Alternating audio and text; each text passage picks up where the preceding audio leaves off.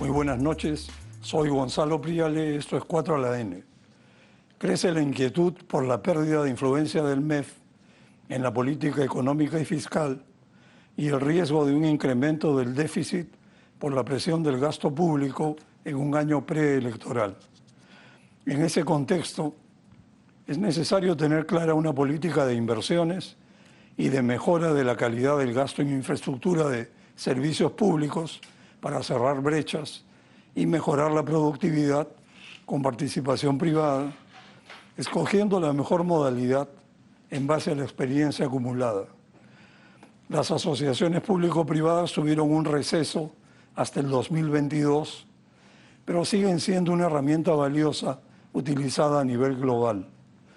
Para discutir estos temas, esta noche me acompañan Alonso Segura, exministro de Economía y Finanzas y presidente del Consejo Fiscal, José Luis Wash, profesor emérito de Economía en la Universidad de California, fue jefe del grupo de expertos globales en asociaciones público-privadas del Banco Mundial, y Alberto Oñez, director ejecutivo de Proinversión. Muy buenas noches a los tres, es muy grato tenerlos aquí. Alonso, en los últimos 10 años se inició un continuo resquebrajamiento de la conducción de la política económica y fiscal a cargo del MEF por la debilidad de los presidentes de turno y su dependencia del apoyo congresal de terceros. El Congreso actual ha dejado de tomar en cuenta prácticamente la opinión del MEF y yo diría que casi dicta la política fiscal. ¿Está perdida esta batalla? ¿Hay algo que se pueda hacer al respecto? Bueno, antes que nada, muchas gracias, Gonzalo, por la invitación. Un placer compartir el panel con José Luis y Alberto, que nos conozco de hace mucho tiempo. Sí, bueno, es preocupante, ¿no? Que ya de un tiempo acá el MEF ha perdido influencia. Es evidente contra el Congreso, algo que quizás escapa al propio MEF, los ejecutivos por una serie de decisiones, incluido el Tribunal Constitucional, ya no pueden hacer contrapeso contra el Congreso, la pérdida de bancadas, ¿no? Pero también, digamos, el Ministerio de Economía ha perdido influencia sobre decisiones dentro del propio Ejecutivo, ¿no? Y en ese sentido lo que hemos estado viendo en los últimos años es una serie de decisiones de política fiscal, decisiones de política pública que tienen impacto en política fiscal, tanto salidas del Congreso como salidas del Ejecutivo, que no son las más apropiadas técnicamente, pero que acarrean una serie de obligaciones fiscales de largo plazo en muchos casos, ¿no? Y es por ingresos, exoneraciones tributarias múltiples, pero también medidas de gasto que van a tener consecuencias sobre la sostenibilidad fiscal del país, ¿no? El Consejo Fiscal se ha pronunciado en múltiples oportunidades ya sobre esta situación. La evidencia más concreta es el cumplimiento sucesivo de las reglas fiscales que ha habido en los últimos 2 años, y reglas múltiples el año pasado, y algo inédito para Perú, y este año que también se va a incumplir la regla, se va a incumplir la regla, que ya el nuevo ministro ha dicho que quiere cambiar el número porque no cumplirían, ¿no? Y esto ya va a comenzar a afectar pues, la credibilidad del país, ¿no? Y ciertamente hay una acumulación importante de deuda que se ve mayormente en deuda neta, ¿no? Entonces, sí hay preocupación, sí hay un enfoque errado de las políticas públicas y no hay balance, no hay un adulto en la habitación, digamos, no es el Ejecutivo, no es el Congreso, ¿no? Y eso debía preocuparnos a todos los peruanos, ¿no? Las obligaciones fiscales que se están generando son muy importantes y algunas permanentes o de muy largo plazo, o sea que van a estar generando presión sobre las cuentas fiscales por un horizonte muy largo, ¿no?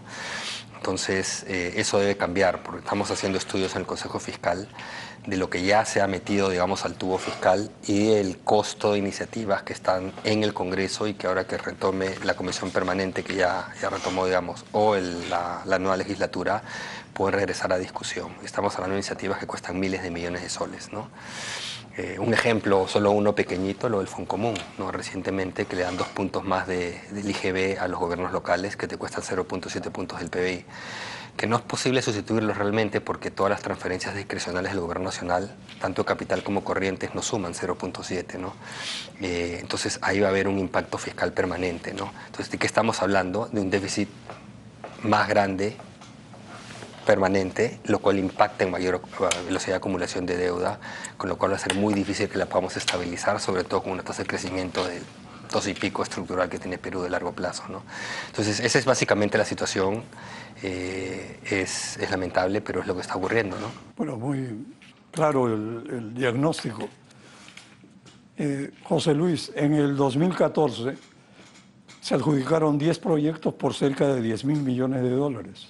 Me refiero a proyectos de APP, un récord histórico. ¿En qué estado se hallan los megaproyectos adjudicados en 2014? Y al final de cuentas, ¿tiene sentido seguir midiendo resultados a partir de la adjudicación de proyectos? Muchas gracias por la invitación, Gonzalo, y me alegra que mencione ese tema, porque la verdad yo he estado peleando y lo sigo peleando, estoy empezando a ganar la batalla de cambiar la métrica bajo la cual se evalúa el éxito de un programa APP.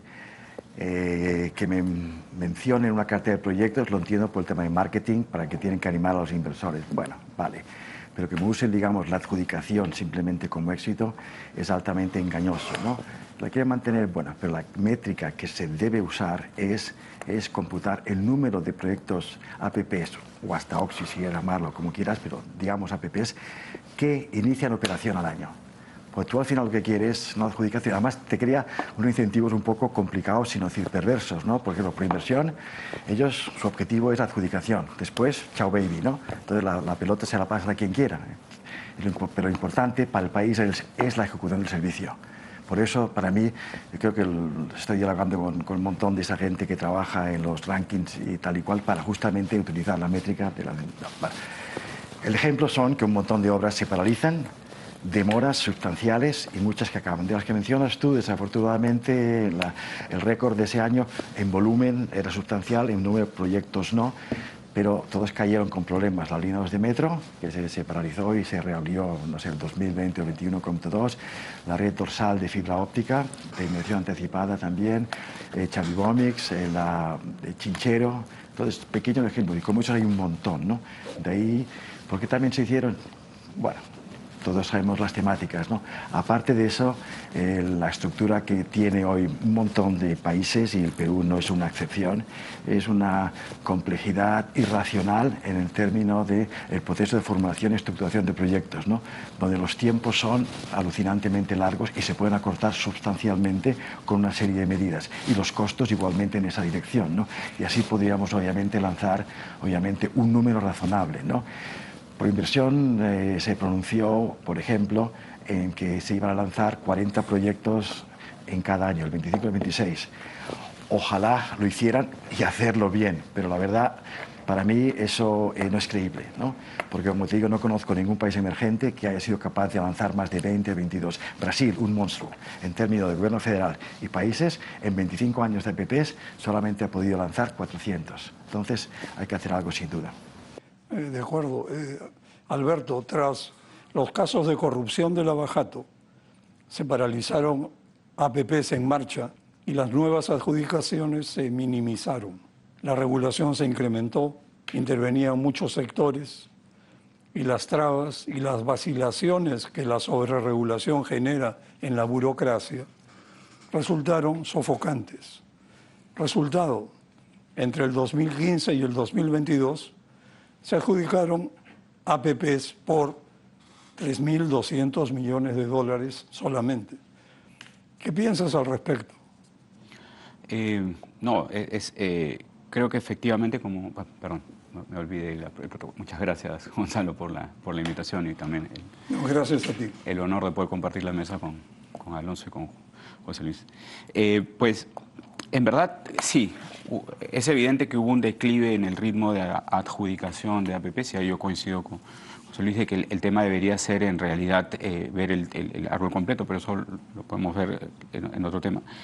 Y se da en gran parte por, como tú indicas, la sobreregulación, además también la reacción que hubo al interno del sector público, los temores que se originaron respecto a esta persecución que se dio digamos, y a todo lo que parecía corrupción y lo que no parecía, todo generaba temor, ¿no? Y hubo mucha reticencia dentro de los funcionarios en el sector público de tomar decisiones que antes podrían haber tomado con mayor libertad. Creo que incluso eso llevó a cierto nivel de parálisis en el encargo de nuevos proyectos de los ministerios hacia Proinversión, porque el instrumento como tal se desprestigió. Se desprestigió hacia afuera y se desprestigió incluso hacia el interior del sector público. Y lo que vemos es que, por ejemplo, el ritmo de adjudicaciones que retomó Proinversión estos últimos 2 años, o sea, todos los proyectos que se adjudicaron desde enero del 2023 a marzo del 2025, o son líneas de transmisión que tienen un proceso completamente distinto en formulación, estructuración, o son proyectos que ya tenían en cartera años y que venían de antes del 2015, que es cuando se da el proceso de la bajada. Entonces, el efecto sí fue notorio. Y lo que tuvimos fue, el Banco Mundial en un policy paper, me parece, identifica que el sistema peruano APP colapsó bajo el peso de la propia sobreregulación con el cual se le impuso, ¿no? Y el efecto es evidente, o sea, hubo una disminución, como tú lo indicas, notoria en el ritmo de adjudicaciones. Alonso, mientras que las APP entre el 2015 y el 2022 cayeron en desuso, digamos, por las razones que explicas, el gasto en obras públicas a nivel de los gobiernos subnacionales creció. El 2022, el presupuesto institucional modificado anual para obras ascendió a 70.000 millones de soles, versus 40.000 millones de soles el 2015. 64% del presupuesto se destinó a gobiernos subnacionales. La brecha de corto plazo 2019-2024 en el PENIC fue de 117.000 millones de soles. Y en dicho periodo se invirtió 140.000 millones de soles, 20% por encima de la brecha, pero las brechas no movieron sus agujas. Cada año, según el Consejo Privado de Competitividad, 30% de los proyectos presupuestados se dejan de lado y se reemplazan por otros nuevos proyectos de gusto político seguramente. Según la Contraloría, a diciembre de 2024 hay como 2.500 obras paralizadas por unos 43.000 millones de soles. Y según el Banco Mundial, tras analizar todos los proyectos de obras públicas del 2012 al 2023, hallaron que 40% de ellos estaban paralizados o abandonados. La pregunta es, Alonso, ¿por qué en el país se presentan como resultados la adjudicación en las APP y el monto de vengado ejecutado financieramente en las obras públicas? Al MEF o a alguien le incumbe medir si las obras se terminan a tiempo, dentro del presupuesto, la calidad del servicio que brindan y si las brechas se reducen. Pareciera que hay un vacío. Sí, muchas gracias, Gonzalo. Solo un comentario sobre el término sobre regulación, porque creo que debemos hablar sobre eso también, ¿no? Y acá con José Luis participamos en un estudio del Banco Mundial también sobre, dimos varios de esos temas, ¿no? ¿Y por qué es relevante? Porque ahora hay una propuesta en el Congreso para cambiar todo el marco de APPs que no ha sido discutida con expertos realmente, ¿okay? Entonces, y es preocupante lo que quieren hacer. Hay varias cosas que han ocurrido a partir del 2015. La Bajato fue una, y como dices, eso metió mucho miedo, paralizó muchas cosas. Pandemia fue otra, ¿no? Rotación de funcionarios. Yo me fui en 2016, hace menos de 9 años, y han habido 15 ministros de Economía, que son los presidentes de Proinversión. Y si vemos los de las otras carteras que se sientan en el Consejo Directivo, deben ser un número similar, si es que no es mayor. Entonces tú no puedes tener continuidad de política pública y menos cuando estás formulando proyectos, estudiando proyectos, cuando tienes cambios cada 6 meses, 8 meses de las cabezas, ¿okay? Pero hay otra cosa, el marco legal de las APPs se ha cambiado 9 veces desde esa época, con cambios sustanciales en 4 leyes. Creo que la última no ha sido reglamentada, la de octubre me parece, ¿no? Y ahora quieren cambiarle de nuevo. Entonces, acá la historia que se ha dicho es sobre regulación, hay que sacar al MEF de la foto. Y el MEF cumple un rol importante, y quizás tú puedes comentar, que es el de garitas, de gateways fiscales. Tú tienes que asegurar que haya un financiamiento para los proyectos, ¿ok? Y eso se está tratando de perforar en este momento. Lo dejo de lado, pues seguro vamos a regresar sobre ese tema. Pues si regresamos, yo voy a regresar igual. Pero en fin, sobre lo que mencionas, sí es lamentable, ¿ok? Pero es lo mismo que ocurrió cuando se hizo el cambio para que el MEF tenga realmente el rol de gateways fiscales en APPs. fue porque hubo un diagnóstico y un análisis que se hizo de proyectos, autopsia de proyectos que estaban mal estructurados por proinversión, ¿de acuerdo? Con consultores internacionales, con participación del Banco Mundial, con participación del BID, de Infrastructure UK, de los expertos internacionales. Y se hizo un diagnóstico y una propuesta de cómo tenía que fortalecerse el proceso, ¿de acuerdo? Ahora, ¿por qué menciono esto? Que ahora no se está haciendo, dicho sea de paso.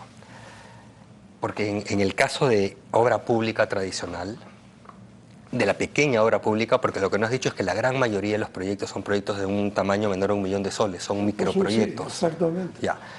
¿Qué se hizo? Son miles, decenas de miles de proyectos. Se habló dos cosas ahí, para no aburrir y tratar de sintetizarlo y podemos seguir después. Se habló del maldito SNIP y el diagnóstico que teníamos nosotros es se tiene que fortalecer la etapa de preinversión, porque lanzas proyectos cuando tienes estudios de preinversión muy débiles.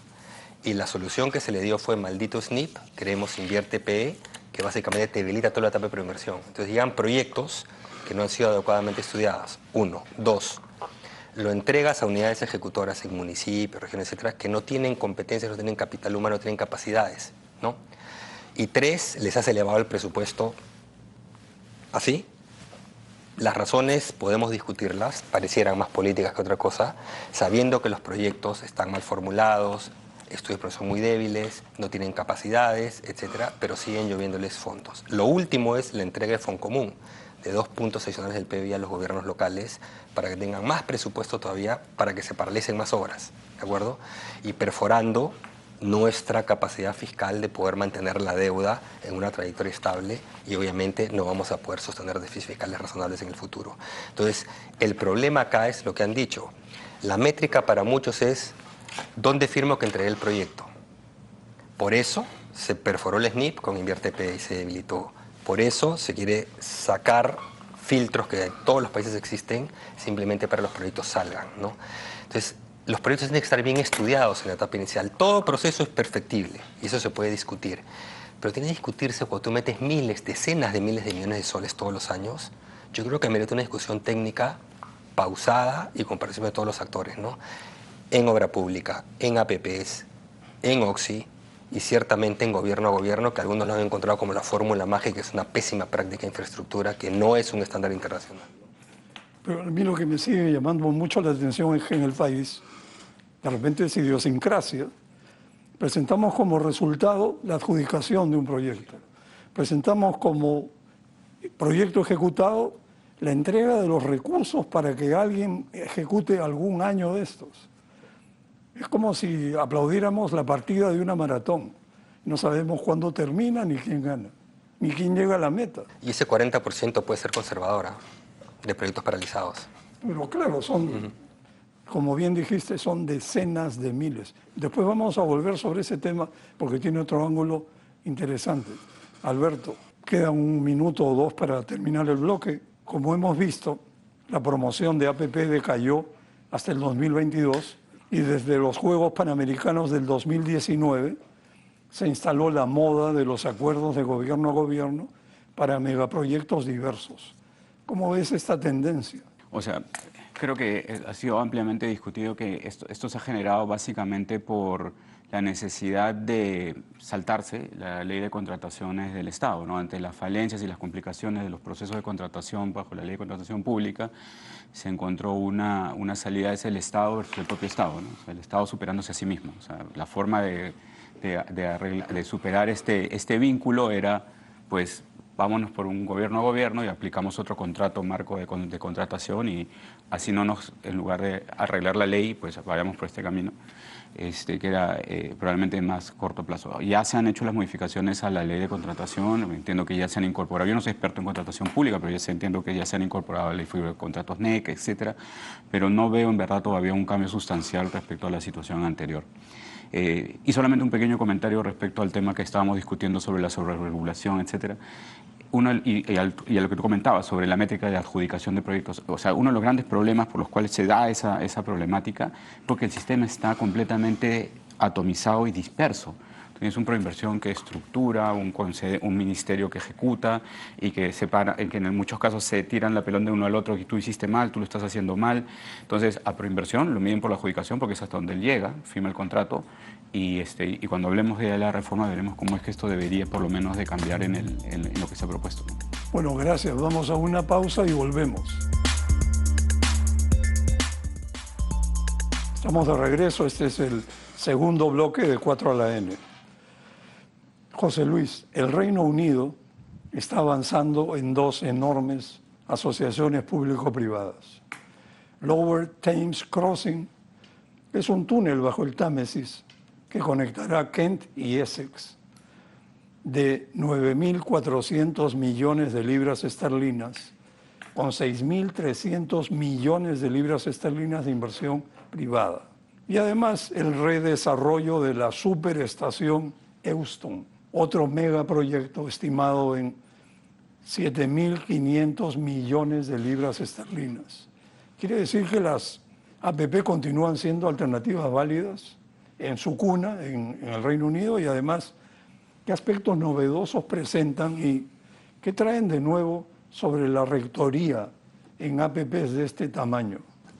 A ver, como bien dices, el Reino Unido quizás ha sido el país más predominante en términos del desarrollo e implementación de las APPs, ¿no? En el mundo como tal, en volúmenes, en historia y en tiempo como tales, ¿no?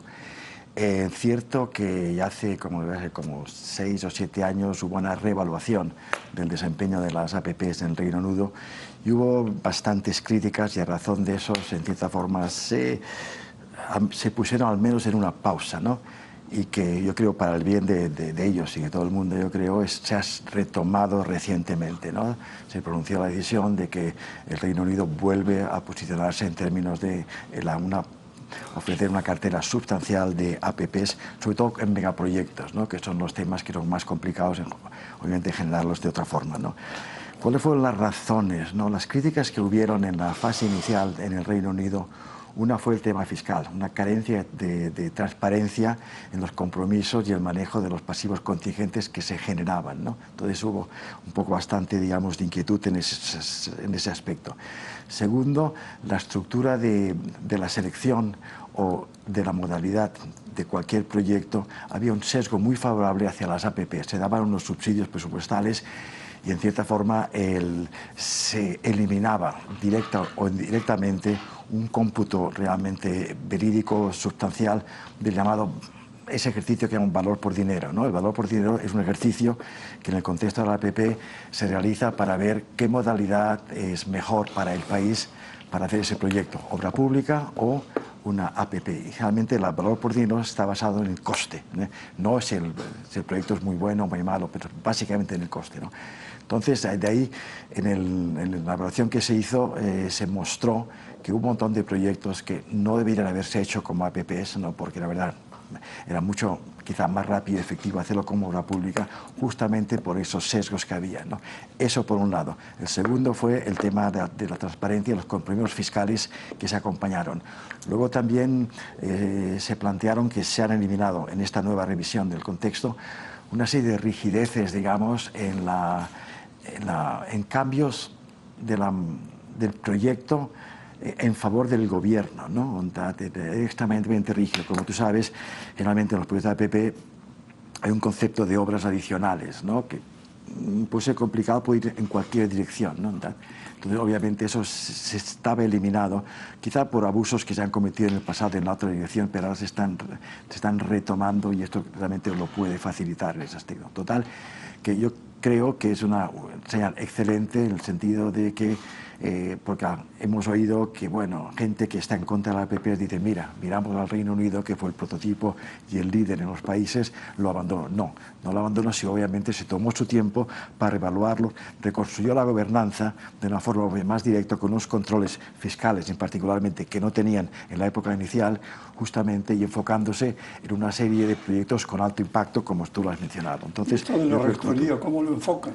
La rectoría la enfocan, obviamente el Tesoro tiene un papel aún sustancial en el término. Luego están pidiendo en términos de la transparencia en el compromiso de los pasivos contingentes que se generen. Le están poniendo una serie de techos y topes a los diferentes concedentes justamente para no violar esos elementos. También están pidiendo, eso fuera, justamente una evaluación sustancial de justificar la modalidad a través del instrumento de valor por dinero, ¿no?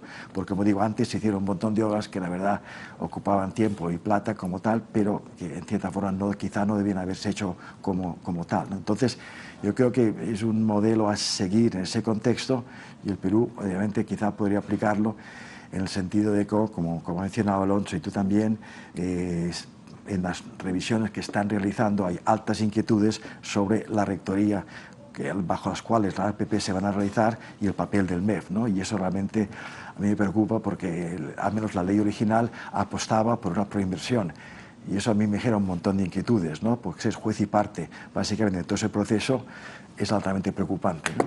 Sin embargo, José Luis, en el Reino Unido, Infrastructure UK, que es algo así como el equivalente por inversión, también tiene un rol. Sin duda. ¿Cómo conjuga el rol de Infrastructure UK con el rol del Tesoro británico? Claro, o sea, los dos tienen unas funciones, yo creo que están bastante bien definidas en el sentido de que el papel del Tesoro es un instrumento de control justamente y de una rectoría directa o indirecta en ese contexto, ¿no? O sea, una de las críticas que quizás tenía del Infrastructure UK que era excesivamente independiente, ¿no? Estoy exagerando algo en ese contexto, ¿no? Y ahí obviamente se permitieron y se realizaron esa letanía de problemas que te he mencionado en términos del tema fiscal, la tipología de selección de APPs y como tal. Entonces, eso es lo que se está en cierta forma corrigiendo, o sea, implementándole, darle el poder que tiene en el sentido de la estructuración a la Infrastructure UK, pero el Tesoro se va a mantener el contexto fiscal, pues, poniendo una serie de techos y requerimientos para el desarrollo de las APPs, ¿no? Entonces, es una rectoría formal y directa, pero obviamente la implementación está en el campo de UK, ¿no? Que yo creo que eso cuadra en cierta forma y debería ser analizado y visto también en el contexto de Perú. Por el contexto de Perú, como estamos viendo, estamos en un momento, digamos, de indecisión o de decisión, donde se ha hecho una serie de cambios que muy bien ha mencionado Alonso y tú, sobre la problemática de revisar justamente el tema de la rectoría y del papel del MEF en ese contexto, ¿no? Y como digo, me preocupa, como el caso de la Infrastructure UK, de ser juez y parte, ¿no? Eso, la verdad, en un contexto, digamos, como el actual, genera para mí unas inquietudes sustanciales, ¿no? Alonso, hay como 68.000 millones de soles comprometidos en acuerdos de gobierno a gobierno, que en general tienen un avance de 20% o algunos están en fase de estudios. Se está invitando ahora, sin mayor consideración y sin tener financiamiento, a nuevos acuerdos de gobierno a gobierno con muchos trenes y, bueno, las líneas 3 y 4 del metro, por un total de 160.000 millones de soles, equivalentes a un 14% del producto. Se prenderá la luz roja fiscal sobre esta cantidad grande de proyectos que se tramitan ágilmente, sin mayor preocupación. Sí, gracias por la pregunta. Solo para complementar lo que dijo José Luis, esta reforma de APPs tiene que reflexionarse bien, no es cuestión de que salga una ley del Congreso que no se sabe dónde vino, ¿de acuerdo? Porque estas contingencias fiscales que hablas del lado de gobierno a gobierno se pueden materializar por el lado de APPs si es que no están los controles adecuados, y es lo que esta ley va a hacer básicamente, es debilitar el rol del MEF. Mejoras de eficiencia, de procesos siempre se pueden dar, pero que sea de manera transparente con todos los actores, y en estos temas los actores internacionales, multilaterales, son los que tienen el expertise, no se puede menospreciar esa opinión y pretender que acá sabemos todo, ¿no? Dejo eso a un lado y vamos a lo de gobierno a gobierno. Al Consejo Fiscal le preocupa en general, gobierno a gobierno en particular, pero en general que se hable de planes de infraestructura, tanto de APPs como de gobierno a gobierno, que totalizan como 50 puntos del PBI, ¿de acuerdo? De los cuales la gran mayoría son lo que se llama proyectos cofinanciados. ¿Qué es un proyecto cofinanciado? Es un proyecto que no tiene rentabilidad privada, es decir, se le implementa a un privado no lo haría porque perdería plata, no se podría pagar con tarifas, ¿de acuerdo? Entonces requiere un apoyo del Tesoro, sea en etapa de inversión, subsidias de inversión, pagas parte de la inversión, o en muchos casos ambas, en la etapa de operación y mantenimiento, porque si quieres cobrar la tarifa al usuario sería tan alta que nadie pagaría ese servicio. Entonces, cuando tú tienes ese tipo de proyectos, básicamente tienes que ser muy cuidadoso de las contingencias fiscales, los pasivos que tienes en tu formulación, en tu proyecto, pero también las contingencias que se generan a futuro si hay sobrecostos, si no me esté bien la demanda y una serie de cosas, ¿no? Ahí es donde está el rol del Ministerio de Economía y Finanzas, por ejemplo. Entonces, lamentablemente en gobierno a gobierno se ha encontrado como la puerta falsa. Como decía Alberto, decían porque me bypasseo la ley de contrataciones. ¿Qué es gobierno a gobierno? Se hace una obra pública, pero bajo las reglas de contratación de un gobierno extranjero, que después puede convocar sus propias empresas, que después subcontratan a peruanas, pero es más cara, elimina competencia, ¿de acuerdo? Y no necesariamente te genera valor por dinero, lo que decía José Luis. Antes de que ocurriera un proyecto, alguien, que ese alguien era hasta hoy día, tenía que ser el MEF, que faltaba que lo implemente bien, pero tenía que ser el MEF que diga cuál es la modalidad que es mejor para la sociedad, tiene menos coste. Obra pública, APP, gobierno a gobierno y lo que quieran que inventen después. Y una vez que decides cuál es, vas por ese canal, ¿de acuerdo? Acá cuando se decide que las obras vayan por gobierno a gobierno, nadie está haciendo ese análisis, simplemente es, ¿qué es más rápido? ¿Cómo hago el anuncio? ¿De acuerdo? Y gobierno a gobierno es todo costo público, pero lo que es más importante, el Estado operando retiene todos los riesgos. Si después hay un problema de sobrecostos, de problemas de diseño constructivo, lo que fuera, eso va a repercutir en el Estado. Si mañana tú haces una línea de metro por gobierno a gobierno, vamos a suponer, y después dices la concesión, ¿no? Ya una pregunta, ¿qué pasa si cuando estás operando la línea de metro se raja todo el tubo? El concesionario va a decir, y ojo que hiciste APP después, pero como el concesionario no construyó ni diseñó, te va a decir, Estado, págame el lucro cesante y págame todo, porque fue tu error. Y el Estado peruano, ¿a quién se va a voltear a decir, oye, construiste mal? Entonces el Estado queda como un sándwich al medio. Por eso, cuando es posible, tienes que tratar de empaquetar los riesgos. Y eso es un APP. Pero hazlo bien. Hacer un pequeño comentario. Sí. O sea, la problemática del gobierno a gobierno es, primero, como bien dicho, es una obra pública. Y justamente el desligar la construcción con el mantenimiento te crea la problemática que ha mencionado Alberto, que es sustancial, sobre todo en estos megaproyectos. Segundo, para mí es una imagen realmente complicada para el Perú. Es como el Perú tira la toalla. Como el Perú no somos capaces de realizar esto, tenemos que traer a Corea, al Reino Unido como tal. Para mí es mala señal. Tercero, hay una carencia, una deficiencia de transferencia de conocimiento, porque entre los líderes, los jefes de equipo, vienen obviamente el gobierno que está realizando el proyecto, ¿no? Entonces, esa transferencia de conocimiento queda muy dañada en ese contexto. Entonces, la verdad, y otra vez, como dices, no se hace una evaluación de valor por dinero, que es lo que dice Alonso, que es lo que debe hacerse para elegir la modalidad más óptima para un proyecto. Aquí se hace por urgencia. Yo lo creo usar el gobierno abierto para una emergencia, como fue los Panamericanos, ahí cuadró, pero que sea ya casi la norma de hacer los proyectos, me parece una mala reputación y una mala idea. Y solo para terminar una idea, y yendo a lo fiscal, la envergadura de los proyectos anunciados de la cartera, entre líneas de ferrocarriles, líneas de metro y una serie de otros proyectos, la gran mayoría cofinanciados, en distintos porcentajes pero cofinanciados, no encaja en nuestra restricción fiscal de largo plazo. No entra. Entonces tenemos que ser muy cuidadosos con cuáles seleccionamos, pero no podemos lanzarlos todos, lamentablemente, ¿no? Bueno, hablemos para terminar con esto del gobierno a gobierno, porque es, creo, necesario dilucidarlo. Al final del día, como Alonso explica, es una obra pública con los problemas que tienen las obras públicas, donde el Estado mantiene todos los riesgos y después trata de ver a quién le encarga la operación y el mantenimiento, y ese riesgo es infinito. Por otro lado, lo que más temo es que alguien con ideas atrasadas de repente cree una especie de Corpac para la operación y mantenimiento de las líneas del metro de Lima. Esa locura puede ocurrir y sería el fin del mundo. Tanta inversión para caer en ese desastre. Creo que ese es un riesgo grande. Alberto, el MEF anunció un modelo híbrido de ejecución de proyectos de infraestructura en acuerdos de gobierno a gobierno. Y su financiamiento mediante la titulización de flujos en el caso de 2 nuevas líneas del Metro de Lima. ¿Qué opinas de estos 2 esquemas?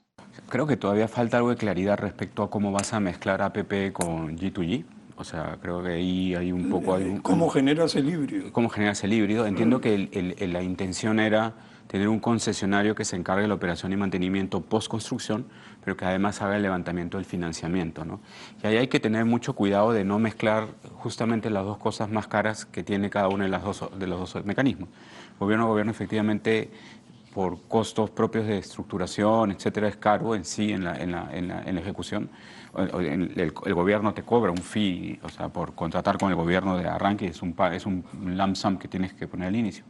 Y por otro lado, los financiamientos de APP, obviamente, al ser riesgo privado, tienen una prima de riesgo y tienen, por lo tanto, una tasa de interés más alta de la que tiene el gobierno cuando el gobierno propio se endeuda. Entonces, en la medida en que, o sea, hay que ver cuál es el detalle fino de esa estructura para ver qué tipos de mecanismos de pago probablemente puedan estar detrás de ese proyecto para poder disminuir o para poder mitigar los perfiles de riesgo de los flujos y por lo tanto también tratar de abaratar los financiamientos. Es nuevo, o sea, de verdad, es una figura completamente novedosa y creo que sería importante ver de qué manera es que están pensando efectivamente que estas dos cosas van a acabar trabajando en conjunto, ¿no? Y ahí déjame agregar un tema ahí, porque has hablado de la titulización, de los esquemas de titulización, de los fideicomisos de titulización. Y acá hay un problema, porque la idea con la que se lanza esto fue, no tenemos suficiente capacidad fiscal, queremos lanzar los proyectos, ¿no? Y de hecho es titulización para proyectos de gobierno a gobierno.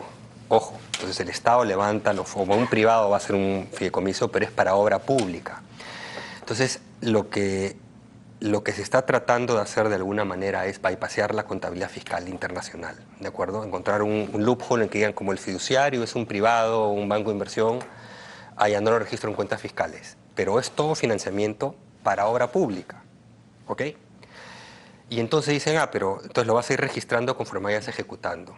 Pues yo te hago una pregunta, ¿qué pasa si tú levantas fondos por 80.000 millones de dólares o los que fueran y después te das cuenta que no te alcanza el presupuesto para eso?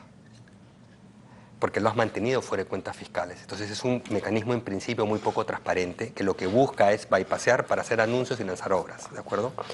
Ahora, como Consejo Fiscal, y eso sí lo digo bien claro, hemos pedido a administraciones del MEF, no a la actual, pero a unas anteriores, que nos manden la información de sustento y nos aclaren, respondan preguntas sobre este tema, a las cuales están obligados a darnos por ley y se han negado a darnos la información, ¿ok? Pero vamos a insistir.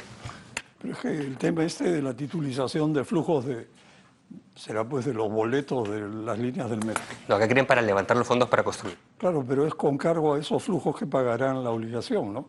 Depende. Y no sabes cuándo va a empezar la obra, no sabes cuándo va a empezar a operar la línea. Y no sabes si va a ser subsidio o operación de Esos flujos mantenimiento, son completamente... que es presumiblemente alto. O sea, el problema, claro, si es la titulización de los ingresos propios del proyecto, el problema es que tú para hacer una titulización en mercados internacionales necesitas tener fecha cierta y no del tienes. inicio de los flujos, y no tienes. Entonces ahí hay una complicación para la estructuración de ese proyecto. Lo que yo había entendido por la titulización de flujos es que probablemente iban a aplicar algún mecanismo de pago tipo RPI, CAO, en donde lo que tú vas a hacer es titulizar los RPIs para levantar el financiamiento. Pero, bueno, ahí es otra discusión sobre el tema del mecanismo de pago que ya fue criticado duramente por el Fondo Monetario, por no ajustarse a la contabilidad internacional. Por eso, como Consejo Fiscal, pedimos dennos la información y no nos han querido mandar la información, con reiterativos. Para terminar el bloque, José Luis, queda un minuto o aprox. Una pregunta sencilla. Hay miles de pequeñas obras locales que se ejecutan bajo la modalidad de administración directa de los alcaldes. Escapan a controles de gasto y con gran frecuencia no se terminan, quedan abandonadas. Lo que se agrava porque en las localidades no hay funcionarios capaces de gestionar esos proyectos y tampoco operan empresas capaces de construirlos. ¿Cómo se podría generar escala para que empresas de envergadura y calidad técnica concursen por la ejecución de obras agregadas en territorios mayores, por ejemplo, regiones enteras, obras locales en regiones enteras? Claro. Mira, hay dos formas de hacerlo, ¿no? Aquí se está haciendo mucho la temática de Oxis, pero siguen siendo proyectos individuales, ¿no? Que tienen su valor en cierta forma, ¿no? Pero yo lo que me gusta de lo que está diciendo, y realmente para mí una de las soluciones, digamos, a acelerar, digamos, la brecha de infraestructura es el empaquetamiento de proyectos. Proyectos, obviamente, que son relevantes para diferentes comunidades, ¿no? No de uno a uno, ¿no? Y se puede empezar incluso a nivel general. Un problema, digamos, que yo veo aquí en el país, digamos, el cuasi abandono, en cierta forma, del desarrollo de la brecha en el sector de educación y de salud, ¿no? Oigo cuestiones de que el sector no quiere, no quiere, no sé. La cuestión es que no se hace, ¿no? Cuando eso, obviamente, te puede generar un impacto sustancial. Y nosotros lo hemos hecho, al menos yo estuve implicado en ese contexto. En la India, por ejemplo, empaquetamos como un grupo de 50 escuelas en el Punjab. En Belo Horizonte también se hizo ese contexto como tal. Cosas de impacto, obviamente, en un sector que es altamente necesitado. No, tú ves las noticias y la situación de la infraestructura de escuelas y hospitales es, la verdad, es altamente preocupante como tal, ¿no? Y convergiendo, digamos, al caso de los municipios, se puede hacer de una forma similar, ¿no? Empaquetar una serie de proyectos de unos tamaños, digamos, no enormes, sino reducidos, y realmente lanzarlos justamente en ese contexto, ¿no? Las Oxis van en esa dirección, ¿no? Pero creo que las Oxis se pueden mejorar sustancialmente justamente convergiendo a una estructura de empaquetamiento de proyectos de esos tamaños reducidos, pero que tengan relevancia para la municipalidad, ¿no? No que sean el sueño de la noche de verano, ya sea de un empresario o del ministro como tal. Obviamente se deben definir cuáles son las prioridades y necesidades de este municipio o pequeña región y como tal, y de ahí justamente converger a una serie de pequeños proyectos que justamente empaquetándolos pueden tener ese impacto, ser mucho más atractivos, obviamente, a cualquier constructor y realmente tener lo que queremos, que mejorar la calidad de vida del Perú. Pero probablemente ahora por impuestos podría servir como un apoyo, pero son de pequeño monto. Y si se trata de agregar proyectos, empaquetarlos, a escala regional, por ejemplo, una APP podría servir. No, sin todos duda. Los cuidados del caso. Sin duda. Vamos a una pausa y volvemos. Estamos de vuelta, este es el último bloque de 4 a la N. Estamos conversando con Alonso Segura, José Luis Wash y Alberto Ñeco sobre la situación de las inversiones en infraestructura y las modalidades apropiadas para desarrollarlas. Alonso, a ver, una pregunta que hace tiempo que tenía ganas de hacértela. Si bien cerrar la brecha de infraestructura permite elevar la productividad, brindar servicios a la población e incrementar el potencial de crecimiento, el Consejo Fiscal advierte que el tamaño de los proyectos de APP podrían generar cargas fiscales y el riesgo de un mayor déficit fiscal en el mediano y el largo plazo. Ok, sensato. Lo que me llama la atención es que no se ponga similar énfasis sobre los miles de millones de soles en obras públicas paralizadas o abandonadas hace muchos años, en decenas de miles de proyectos, y el monto supera largamente los 100.000 millones de soles, que no se concluyen, no se reinician, son recursos perdidos, que no van a generar productividad, ni brindar servicios, ni cerrar brechas. ¿Estamos ante un doble estándar? No, no estás en un doble estándar. Los montos son de envergadura en los dos casos. Son de envergadura, pero estás hablando de dos modalidades distintas, ¿de acuerdo? Lo que hemos cuestionado es el incremento de los montos de inversión que se planea hacer en infraestructura en escalas que van a ser impagables, ¿de acuerdo? Y nos hemos pronunciado sobre APPs y sobre gobierno a gobierno. Dicho ese paso, también parte de las críticas cuando quieren criticar al Consejo Fiscal por agendas específicas es que no nos pronunciamos en gobierno a gobierno. Hay 10 informes en que nos hemos pronunciado en contra de gobierno a gobierno, ¿okay? Y yo he declarado en multiplicidad de entrevistas como en esta, que es un esquema que no corresponde. En el caso de la obra pública tradicional y chiquita, también nos hemos pronunciado y también he dicho yo en multiplicidad de entrevistas que es un problema, y lo he dicho ahora también, porque parten mal, parten con estudios débiles de preinversión y parten porque quieres que en los municipios cada cual maneje su presupuesto. La solución acá es otra, pero es políticamente cada vez más compleja porque los gobiernos débiles han encontrado como su fuente de apoyo el incremento de los presupuestos a los gobiernos locales, así como otra solución ha sido incrementos remunerativos por todos lados, que también hemos criticado. Ahora, recordemos que hay multiplicidad de frentes que se tiene que pronunciar el Consejo Fiscal. Entonces, regresando al tema de municipios o de gobiernos nacionales a la obra atomizada, como decía José Luis, efectivamente la solución técnica es tienes que incrementar escala, fortalecer estudios, incrementar escala. Ahora, para llegar a un APP necesitas una escala así. De repente no llegas a APP, de repente el valor por dinero está en una obra pública, pero en vez de darle a 100 municipios los fondos, licita 100 obras con un constructor de reputación grande y que las localidades tengan su obra, pero de manera más transparente, ¿de acuerdo? Entonces, esas son soluciones técnicas que deben hacerse dentro de tu instrucción fiscal. Y como Consejo Fiscal nos vamos a ir pronunciando sobre estas cosas. Solo que nuestro mandato es acotado a impacto fiscal. De hecho, esta solución te la digo a título personal, porque no es específicamente materia fiscal, pero tiene implicancias fiscales, eso sí. Entonces, yo creo que tiene que revisar todo el marco de asignación de presupuesto de infraestructura. Y un tema, solo para que estemos también claros, Gonzalo. El Perú invierte muy poco en educación cuando comparas con otros países, como porcentaje del PIB. Invierte muy poco en salud, invierte muy poco en seguridad ciudadana, invierte muy poco en pensiones, estaba ayer en un foro también de eso, ¿ok? ¿Dónde invierte mucho más que cualquier par regional? En infraestructura, muchísimo más. Debías recortar el presupuesto de infraestructura. ¿Cuál es el problema? Que invertimos mal. Entonces lo que tenemos que ver es cómo invertir mejor, pero sobre los niveles, escalar hacia arriba no es fiscalmente responsable porque no va a encajar. Por eso esta discusión de tenemos que hacer las APPs, pero hacerlas bien. Gobierno a gobierno yo veo poco espacio para que haya, porque es una buena solución. Y lo que corresponda por obra pública, hacerla más transparente, hacerla más ordenada, etcétera, etcétera, ¿no? Pero mi curiosidad, Alonso, es en este sentido. El Consejo Fiscal juega un importante rol, advierte los riesgos a futuro de exagerar con el gasto, gastar descuidadamente en APPs. Está bien, es su materia.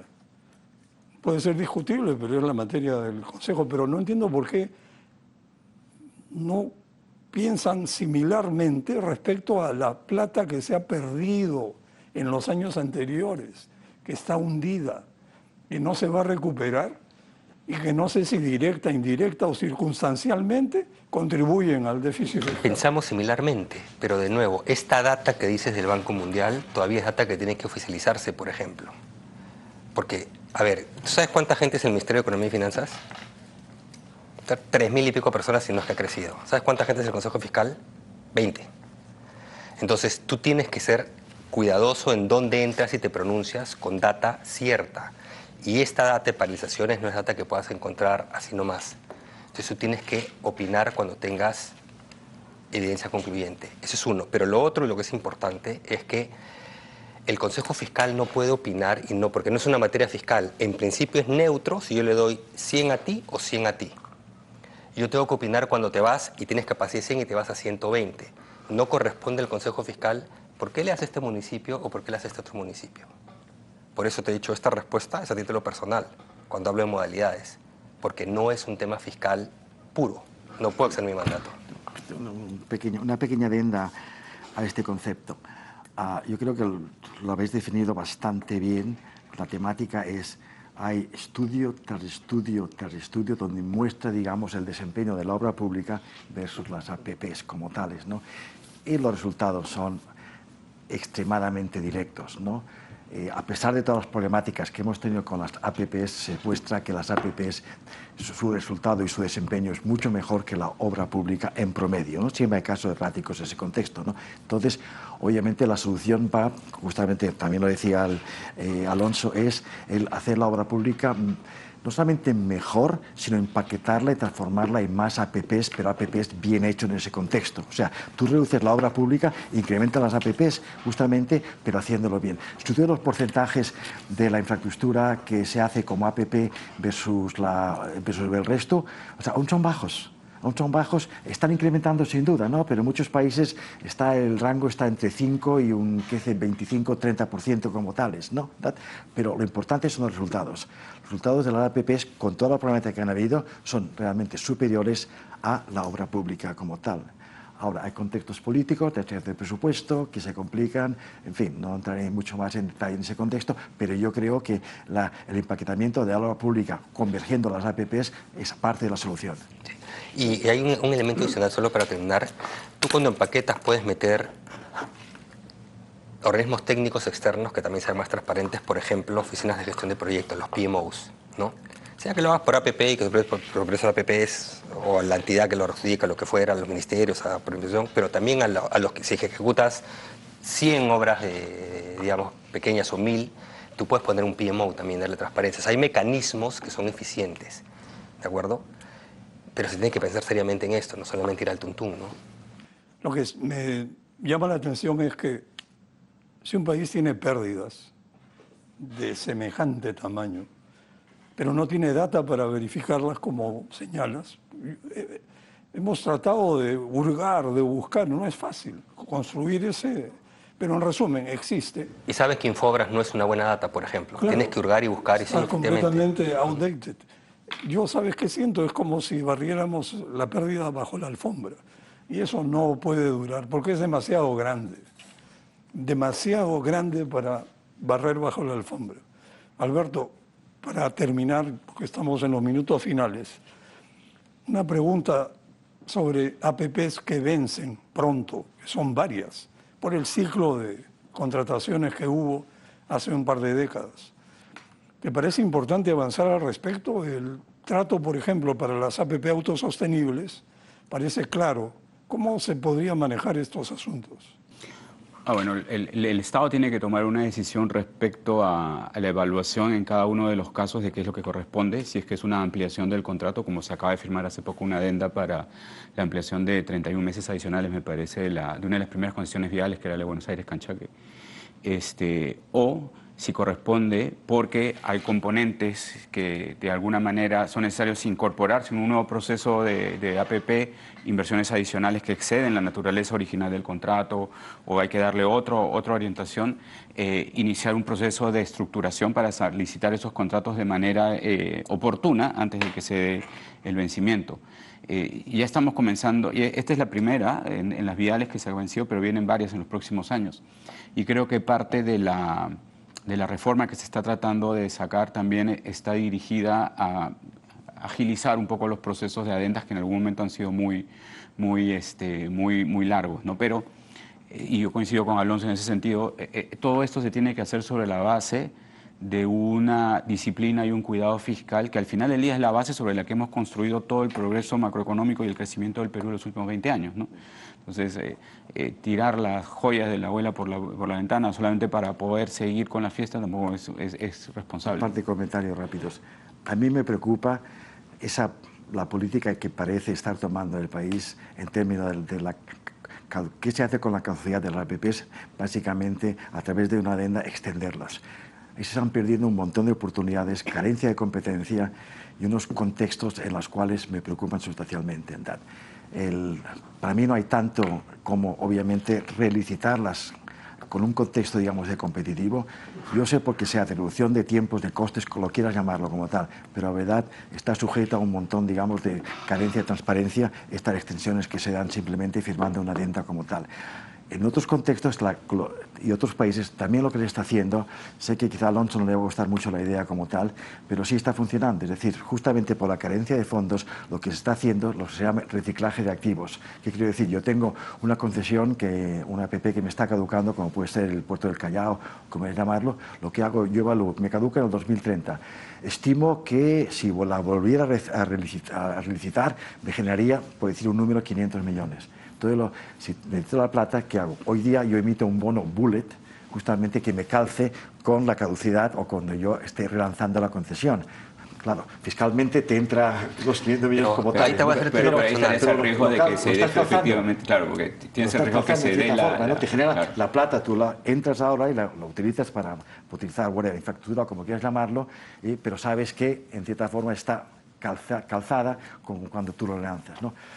Nada es perfecto, ¿no? Pero a mí me gusta más que esta cuasi natural extensión que estoy viendo en las concesiones, que a través de una adenda, yo creo que el país está perdiendo beneficios sustanciales, justamente porque cualquier concesión en el contrato te dice que cuando acaba tiene que estar en unas condiciones, digamos, de excelencia de prestación del servicio, pero me la ven diciendo, no, van a invertir tanto y el servicio va a ser mejor.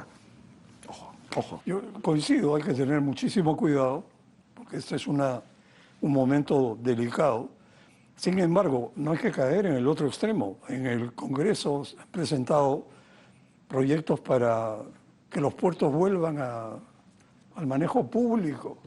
Es decir, caduca una concesión, vence el plazo y se le va a entregar al Estado para que hagan el NAPU revivido. Nos vamos a meter en serios problemas. Hay que tener cuidado en ese otro extremo. Quedan ya muy pocos minutos. Les agradezco mucho y Alonso, te quería pedir que en un par de minutos hagas un balance sobre la situación general que hemos conversado. Sí, bueno, creo que es bastante claro. Uno, que el país necesita cerrar brechas importantes de infraestructura, ¿no? Creo que lo segundo es que no lo está haciendo bien, ni tampoco de manera transparente, ¿no?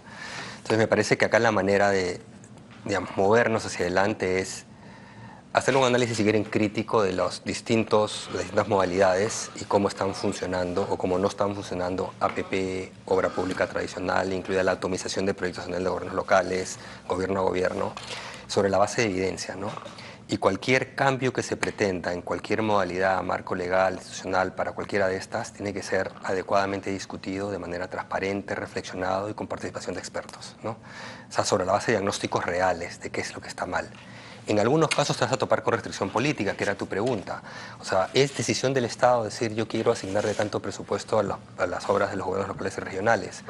Ahí, por lo menos que se haga bien, ¿de acuerdo? Pero eso no tiene que ver con una restricción fiscal. La restricción fiscal tiene que ver con que lo que yo meta por el tubo que la meta, tiene que encajar. Y encajar no hoy día, tiene que encajar en todo el horizonte. Y sobre eso estamos perdiendo el norte y sobre eso sí nos hemos pronunciado como Consejo Fiscal, ¿no? Entonces, hay que ser cuidadosos de respetar nuestra fortaleza fiscal, no hipotecarla.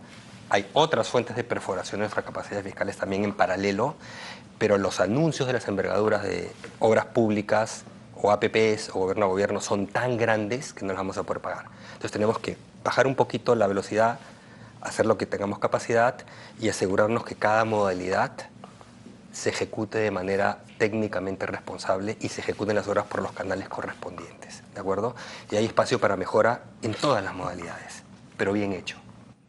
Bueno, es cierto, el gobierno tiene la tarea de entregar recursos para el desarrollo a las regiones y los gobiernos locales, pero no puede ser a fondo perdido, sin Míralo ninguna rendición de cuentas, míralo al Foncomún ahora. sin resultados. Más bien tiene que ser gestión por resultados, y si no terminas una obra no te doy más plata hasta que la termines. Y nos hemos pronunciado sobre este incremento de Foncomún y la incapacidad de los gobiernos de ejecutar y de que las obras se paralizan. Lo hemos dicho por escrito. Hay quienes quieren decir que no para quitar el Consejo Fiscal. Lo hemos dicho, están los informes por escrito y recientemente. Bueno, muy bien, ha sido interesantísimo conversar con ustedes. Les agradezco mucho, Alberto, Alonso y José Luis. Muy buenas noches.